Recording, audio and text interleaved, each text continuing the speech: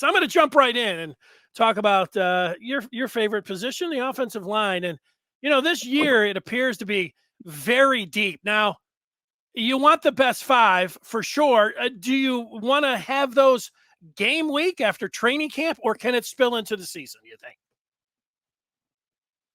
Well, here's what I want to have from this offensive line. Yeah, coming out of training camp, you want to have a starting five, a five that have worked together, because there's going to be some new parts.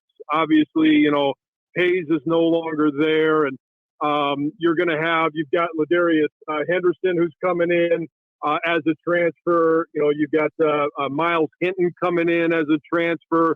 I'm sure they're going to be part of the conversation, especially Ladarius.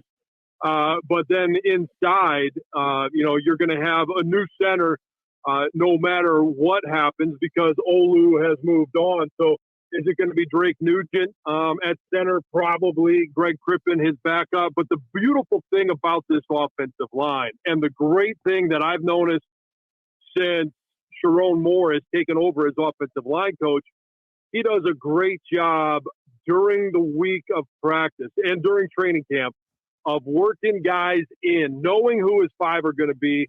But if Zinter goes down, hey, who's going to be that guy that goes in there? It's probably going to be Giovanni El-Hadi at either guard position.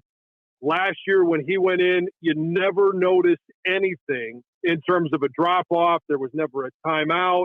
It was just, hey, you plug and play. And that's going to be the beautiful thing about this offensive line, is that it's all plug and play. They could go 8, 9, 10 deep and have no drop-off in production.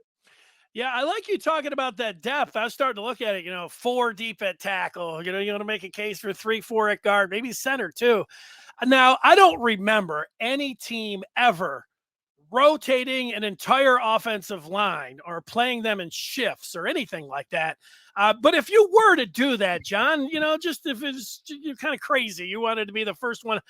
How do you think you would go about doing that? One series, if you had a long pass play where guys were running, you'd have maybe a word where, hey, let's get the other guys in, let them run a play or two. I mean, I know that sounds kind of crazy, but if you were going to do it, what are the kind of things that you would think about?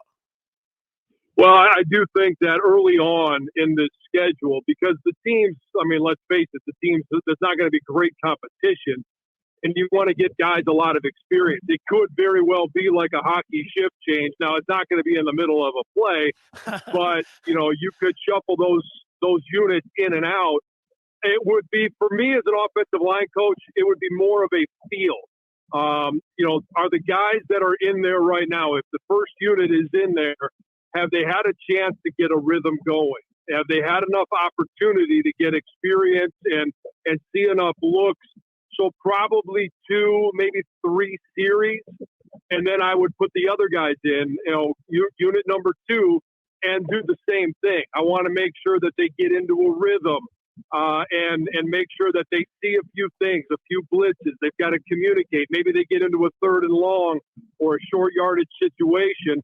I want to be able to see those things. You never know what's going to happen, but if you can, if you could manufacture some of those throughout the course of a game, then that would be ideal, especially in those first 3. And I'll even throw in Rutgers, that first Big Ten game, those first 4 games. I think you'll see a lot of both units.